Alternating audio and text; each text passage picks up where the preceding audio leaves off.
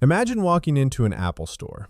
Your current phone works just fine. Sure, the battery dies a little faster than it used to, and there's a tiny hairline crack in the corner, but it's functional. Yet you've spent the last week convincing yourself that you need the upgrade. You tell yourself it's for work. It's a productivity tool. It's an investment in your business. So you swipe your card and drop $1,200 on the new iPhone Pro Max Titanium. You walk out of that store feeling like $1,000,000. You feel successful. You feel like you've leveled up. But then you get into your car and set the phone on the center console. It's sleek. It's a masterpiece of engineering. And suddenly, your old, frayed charging cable looks like absolute garbage sitting next to it. It feels wrong, almost disrespectful, to plug this futuristic device into a $5 gas station cable. So, you head back in or hop on Amazon and buy the MagSafe charger for $40. You get home and set the phone on your nightstand, but your cheap plastic case from 3 years ago looks ridiculous on a titanium frame. You need the leather case, that's $60. Then you realize your old wired headphones won't cut it if you want the full experience. Now you're looking at AirPods Pro for $250. Within 48 hours, that $1,200 investment has quietly turned into a $1,600 spending spree. And the craziest part? You didn't even notice it happening. This isn't just you being bad with money. This is a psychological chain reaction that has destroyed more fortunes than the stock market ever could.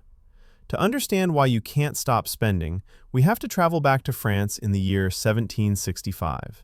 Meet Denis Diderot. He was a world-famous philosopher and the co-founder of one of the most comprehensive encyclopedias of the time. But despite his fame and brilliant mind, Diderot was broke. He lived a simple, humble life. He wore old clothes, walked on threadbare rugs, and sat on a rickety wooden chair in a dusty library. And honestly, he was happy. He was content with what he had. But then, everything changed. Catherine the Great, the Empress of Russia, heard about Diderot's financial struggles. She was a massive fan of his work, so she offered to buy his entire library for a sum roughly equivalent to $50,000 today. And she even let him keep the books. Suddenly, Diderot was rich. So, he did what any of us would do. He treated himself. He went out and bought a beautiful, expensive scarlet dressing gown. It was a luxury robe fit for royalty. He brought it home, put it on, and looked in the mirror. He felt elegant. He felt wealthy. But as he sat down at his desk to write, he noticed something bothering him. The robe was magnificent, but his desk? His desk was scratched, rotting, and covered in ink stains. The contrast was painful. The desk didn't match the elegance of the robe. So, he replaced it with a beautiful mahogany writing table. He sat down again. Now the robe and the desk looked great together. But then he looked at the floor. His old, worn-out rug looked like a dirty rag compared to that mahogany table. It felt like an insult to the room. So, he bought a plush, expensive Damascus rug. By now, you can guess where this is going. The rug made his curtains look cheap, so he replaced the curtains. The curtains made his chair look like firewood, so he bought a leather armchair. He bought new paintings, new sculptures, and new mirrors. He spent months obsessing over the unity of his room, systematically replacing every single thing he owned until his entire environment finally matched the quality of that scarlet robe. And at the end of it all, Denis Diderot was broke again. He later wrote a famous essay titled, "Regrets on Parting with My Old Dressing Gown." In it, he wrote a line that should haunt every modern consumer. "I was the absolute master of my old dressing gown, but I have become a slave to my new one." Now, you might be thinking, that's a great story about a French guy from 300 years ago, but I don't buy scarlet robes. But the truth is, the Diderot effect is more dangerous today than it was in 1765, because modern marketing is designed to trigger it with surgical precision. This is what we call identity consistency. As humans, we have a deep-seated psychological need for our external world to match our internal self-image. When you buy a high-status item, you aren't just buying an object, you are upgrading your identity. Take the fitness identity spiral as an example. You decide it's finally time to get in shape, so you pull the trigger on a $2,000 Peloton bike. You tell yourself it's an investment in your health. But when that bike arrives, a conflict starts in your brain. You realize you can't ride this high-tech machine in your old, baggy cotton t-shirt and those gym shorts you've had since high school. You don't look like the instructors on the screen. You don't feel like a cyclist. So you buy the $150 specialized cycling shoes, then the $80 moisture-wicking compression shorts, then the $50 branded tank top. But it doesn't stop there. Now, the bike looks cluttered in your messy living room. You feel like you need a zen workout space to match your new athlete persona. You buy the heavy-duty floor mat, a set of sleek dumbbells, and maybe a new smart TV to cast the workouts. Suddenly, you haven't just bought a bike, you've bought an entire identity. This is the core trap. If you view yourself as a Honda Civic person, you're perfectly comfortable wearing jeans and eating at a fast food joint. But the moment you stretch your budget to buy a Porsche, your identity shifts. You are now a Porsche person. And Porsche people don't wear scratched sunglasses. Porsche people don't have cheap particle board furniture. Porsche people don't eat off paper plates. The car acts as an anchor item. It sets a new baseline for your entire life, and every other item you own that falls below that baseline creates psychological tension. To relieve that tension, you upgrade everything else. You aren't spending money because you want to. You are spending money to maintain the coherence of the story you're telling yourself. Most people make a massive mistake when they look at a price tag. They calculate the cost of an item in isolation. They look at a $500 gadget and ask, "Can I afford this?" But that is the wrong way to think. To protect your wealth, you have to calculate the chain reaction cost. Let's look at a classic American example, the home renovation. You decide your kitchen needs a refresh, and you budget $10,000 for new, white, modern cabinets.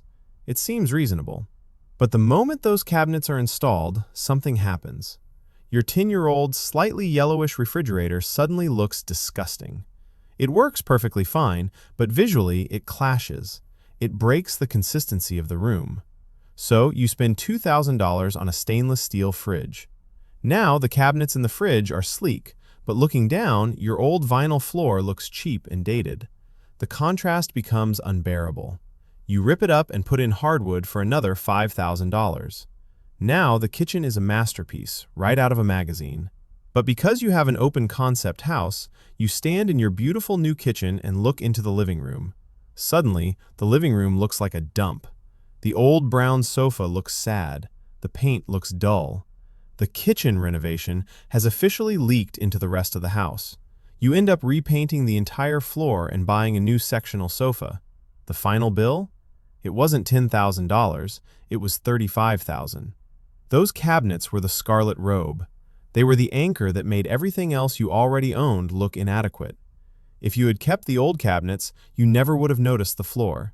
You would have been perfectly happy with the fridge. The upgrade didn't make your life better, it created a new state of dissatisfaction. This is the terrifying realization. Upgrades are often downgrades in disguise.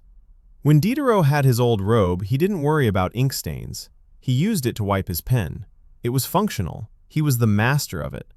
But with the new robe, he became a servant to the object, terrified of ruining it. When you buy a brand new, expensive white couch, you stop letting your friends drink wine in the living room.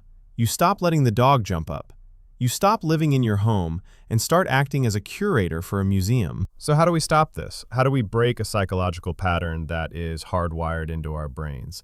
It's not realistic to say you'll never buy anything nice again. We all want to enjoy the fruits of our labor. But you can build firewalls to stop the spending spiral before it starts. Here is a 3-step defense strategy to protect your bank account from the Diderot effect. Strategy number 1. Predict the chain reaction.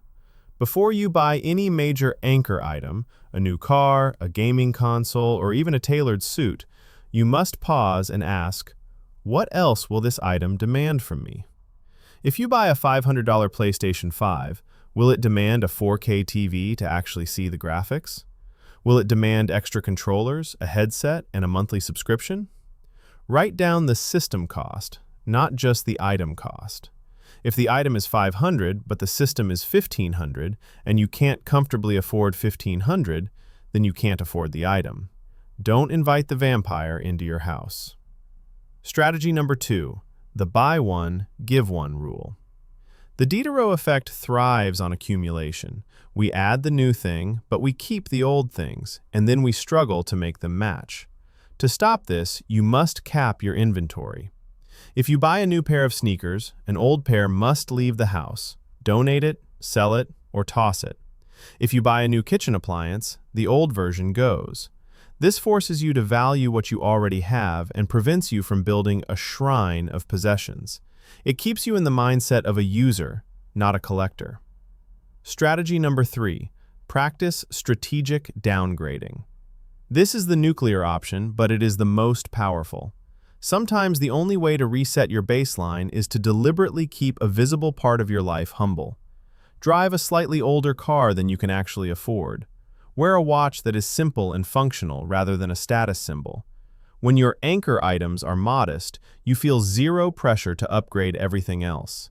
If you drive a beat-up truck, nobody expects you to wear a $2,000 suit. You gain freedom. You can wear jeans. You can live without the constant need to match a high-status image. A low-maintenance identity is the most profitable asset you can own. It allows you to stack cash and build real freedom while everyone else is busy exhausting themselves curating a museum of things they don't even enjoy anymore. Look, there is nothing inherently wrong with owning nice things. At NAB Invests, we want you to be wealthy enough to buy whatever you want. But you have to understand the game you are playing. Modern consumerism is a trap designed to make you feel permanently incomplete. It's a race with no finish line, where every win just resets the board and forces you to start over with a more expensive set of pieces. Denis Diderot taught us the truth 3 centuries ago, that one perfect purchase doesn't finish the puzzle, it scrambles it. Real wealth isn't about having a life where everything matches a luxury brand's catalog. Real wealth is having the power to say no to the spiral. It's the peace of mind that comes from knowing you own your things, and your things don't own you. Don't be a slave to your robe, whatever that robe might be in your life right now. Be the master of your finances. If this breakdown saved you from making a massive unplanned purchase this week, do me a favor. Smash that like button and subscribe to join the mission. If you want to see how to put that saved money to work using the Coast Fire method we discussed recently, check out this video right here. I'm Nabin, this is NAB Invests, and I'll see you in the next one. Don't buy the robe.